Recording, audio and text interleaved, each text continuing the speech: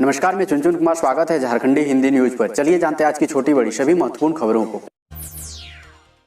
झारखंड में कफन पर सियासत, बीजेपी नेता का वार, सरकार कफन देगी, बीजेपी दवाई देगी, जेएमएम का पलटवार, आपका बस चले तो कफन का कारोबार भी किसी उद्योगपति को बेच दें। कोरोना काल में झारखंड में कफन पर सियासत शुरू हो गई है। पक्ष विपक्ष दोनों सोशल मीडिया पर कफन पर वार पलटवार कर रहा है। दरअसल सोमवार को मंत्रियों से चर्चा के बाद सीएम हेमंत सोरेन ने अपने एक बयान में कहा था कि राज्य में किसी को भी कफन खरीदने की जरूरत नहीं पड़ेगी, सभी को मुफ्त में कफन दिया जाएगा। इसके बाद बीजेपी के नेता सरकार पर हमलावर हो गए। गोड्डा सांसद निशिकांत दुबे ने कहा कि सरकार कफन देगी, लेकिन कल यानी 26 मई से बीजेपी दवाई देगी। जवाब में जेएमएम ने लिखा कि आपका बस चले तो कफन का कारोबार भी कोई उद्योगपति को बेच दें। इधर बीजेपी के प्रवक्ता कुणाल सारंगी ने कहा कि राज्य को अच्छे हेल्थ इंफ्रास्ट्रक्चर की जरूरत है, कफन की नहीं। सरकार को अपने इस फैसले का पुनर्विचार करने की जरूरत है।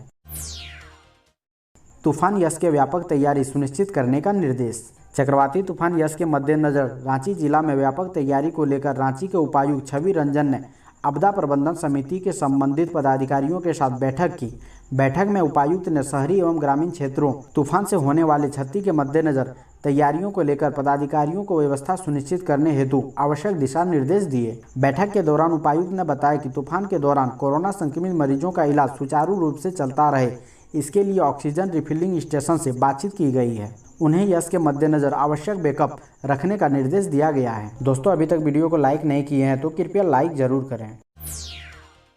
कोविड के कारण झारखंड के व्यवसायियों का बुरा हाल, कैट ने झारखंड सरकार से की ये मांग। कोविड-19 के कारण झारखंड का घरेलू व्यापार अपने सबसे बुरे दौर से गुजर रहा है। निकट भविष्य में भी तत्काल राहत के संकेत नहीं दिख रहे हैं, जिसके कारण झारखंड के व्यापारियों को घुटने पर ला खड़ा किया है। इसलिए झारखंड सरकार व्यवसायियों को बचाने के लिए आर्थिक पैकेज की घोषणा करे, यह कहना है federation of all India traders के राष्ट्रीय सचिव सुरेश संथालिया का।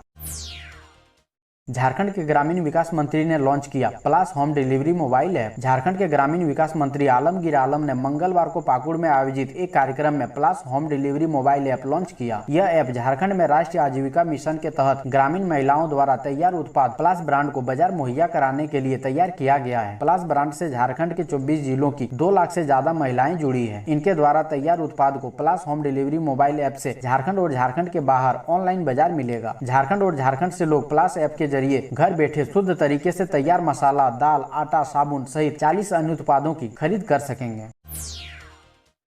जानिए झारखंड में कहां चक्रवात यस मचाएगा सबसे ज्यादा तबाही, कौन सा जिला होगा केंद्र बिंदु। चक्रवात यस का असर झारखंड के दक्षिणी जिलों पूर्वी सिंहभूम, पश्चिमी सिंहभूम, सरायकेला खरसावां और सिमडेगा में विशेष रूप से दिख रहा है। कोल्हान के तीनों जिलों में जहां बारिश हो रही है, वहीं सिमडेगा जिले में बादल छाए हुए हैं। यही हाल राजधानी रांची का भी है। यहाँ भी सुबह से आसमान में बादल उमड़ रहे हैं। सरायकेला खरसावां जिले के डीसी अरवा राजकमल ने मंगलवार शाम मीडिया को बताया कि झारखंड में चक्रवात का केंद्र बिंदु सरायकेला खरसावां जिला हो सकता है। मालूम हो कि पहले पूर्वी सिंहभूम को केंद्र बिंदु माना जा रहा था। चक्रवात से सरायकेला खरसावां जिले में सर्वाधिक बर्बादी की आशंका है। ऐसे में जिला प्रशासन पूरी तरह से अलर्ट हो गया है।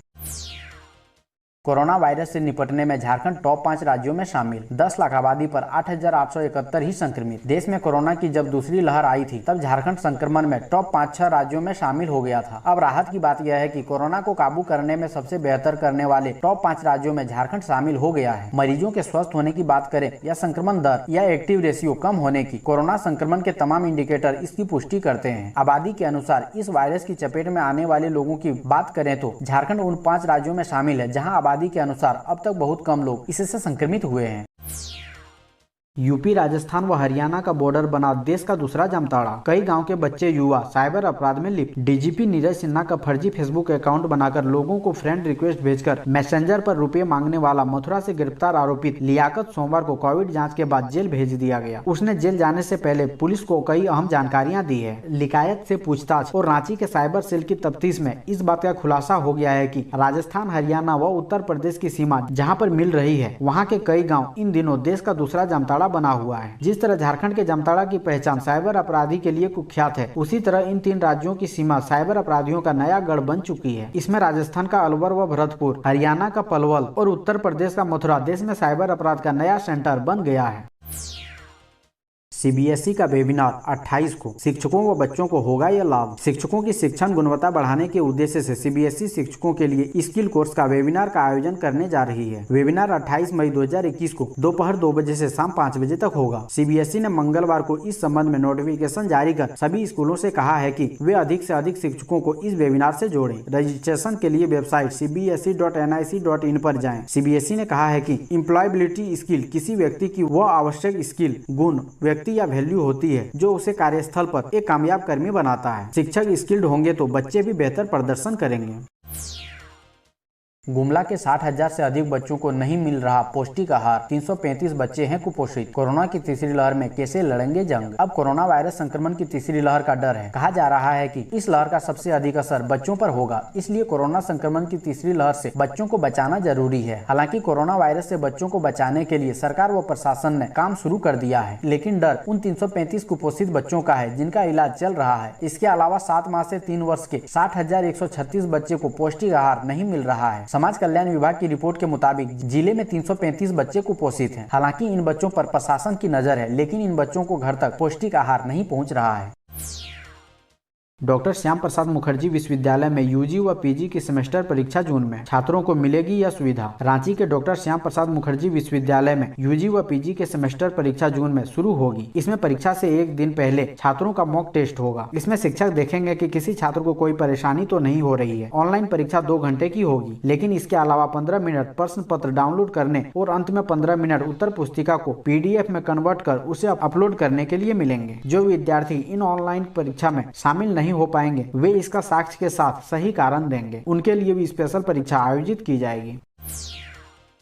नक्सल गतिविधियों से जुड़े कैदियों को कोविड-19 का लाभ नहीं। नक्सल गतिविधियों से जुड़े लगभग 208 मामले लंबित हैं। इस मामले के तहत 600 से अधिक अपराधी ट्रायल फेस कर रहे हैं। वहीं नक्सल गतिविधियों से जुड़े मामले में 100 से अधिक अपराधी जेल में बंद हैं। ऐसे अपराधियों को कोविड-19 प्रकोप की दूसरी लहर का लाभ नहीं मिलेगा। इन अपराधियों को जेल में रहना होगा। बिरसा मुंडा केंद्रीय कारा होटवार में छोटे मोटे अपराध में बंद विचाराधीन कैदियों को अंतरिम जमानत पर 45 दिनों के लिए छोड़ा जाना है। ऐसे बंदियों को व्यक्तिगत बॉन्ड पर छोड़ा जाएगा, जबकि 7 साल तक के कारावास की सजा वाले अपराधियों में शामिल कैदियों के पैरोल पर 90 दिनों के लिए छोड़ा जाना है।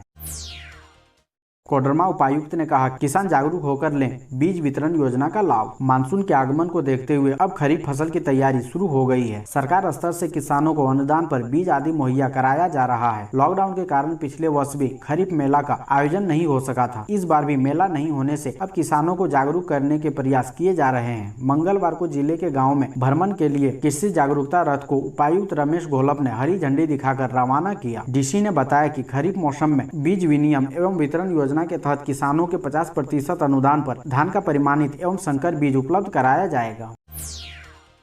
सांसद ने गोड्डा के लिए भेजी मेडिकल किट की पहली खेप। सांसद डॉक्टर निशिकांत दुबे ने गोड्डा के 1.5 लाख परिवार यानी लगभग 5 लाख लोगों के लिए दवा किट की पहली खेप मंगलवार को भेजी। किट के वितरण कार्यक्रम की शुरुआत वीडियो कॉन्फ्रेंसिंग के माध्यम से भाजपा के प्रदेश अध्यक्ष दीपक प्रकाश, भाजपा विधायक दल के नेता सब पूर्व CM बाबूलाल मरांडी और सांसद डॉक्टर दुबे ने संयुक्त रूप से की। प्रदेश अध्यक्ष ने कहा कि कोरोना काल के प्रथम व द्वितीय काल में गोड्डा सांसद के कार्यों को पूरे देश ने सराहा है। केंद्र सरकार झारखंड को पूरी व्यवस्था दे रही है, परंतु राज्य सरकार जरूरतमंदों तक लाभ नहीं दिला पा रही है। केंद्र सरकार ने झारखंड को 45 लाख से अधिक वैक्सीन दी है, लेकिन रजिस्ट्रेशन के अभाव में वैक्सीन पड़ी हुई है। केंद्र से मिले 1886 वेंटिलेटर में मात्र 350 का ही उपयोग किया गया है। हेमंत सरकार हर मोर्चे पर विफल साबित हुई है। रांची पुलिस ने कहा, फेसबुक प्रोफाइल में लगी तस्वीर को शील्ड गार्ड करें। साइबर ठगों से बचने के लिए रांची पुलिस ने लोगों से अपील की है कि अगर वे फेसबुक पर हैं तो अपने फेसबुक प्रोफाइल में लगी तस्वीर को शील्ड गार्ड कर लें। थोड़ी सी सावधानी से साइबर अपराधी ठगी में अपना फर्जी फेसबुक प्रोफाइल बनाकर उपयोग नहीं कर पाएंगे और आपका फेसबुक अकाउंट सुरक्षित रहेगा। रांची पुलिस ने इसको लेकर एक मैसेज भी आम लोगों के लिए जारी किया है। जारी किए गए मैसेज में रांची पुलिस ने प्रोफाइल तस्वीर को शील्ड गार्ड करने के तरीके को भी समझाया है। साथ ही बताया है कि यह शील्ड गार्ड अपने प्रोफाइल फोटो को प्रोटेक्ट करता है और दूसरे लोगों को आपकी फोटो डाउनलोड या स्क्रीनशॉट लेने से रोकता है। आज काला दिवस मनाएंगे मजदूर व किसान। कृषि विरोधी कानून के खिलाफ शुरू किसान आंदोलन के 6 माह हो गए। इसको लेकर centre of Indian trade union ने बुधवार को काला दिवस मनाने की घोषणा की है। सीटू नेता पी गुप्ता ने यह जानकारी दी। उन्होंने बताया कि कृषि कानूनों के साथ मजदूरों को गुलाम बनाने वाले 4 श्रम संहिता को रद्द करने, सभी नागरिकों को टीका की गारंटी व गरीब के बैंक खाता में 6 माह तक 7500 रुपए भेजने एवं सभी जरूरतमंदों को प्रति व्यक्ति 10 किलो अनाज निःशुल्क देने की मांग को लेकर स्वास्थ्य सुरक्षा सप्ताह की गाइडलाइन के तहत मजदूर अपने कार्यस्थलों व घरों में पोस्टर बैनर के साथ धरना प्रदर्शन कर विरोध दर्ज कराएंगे।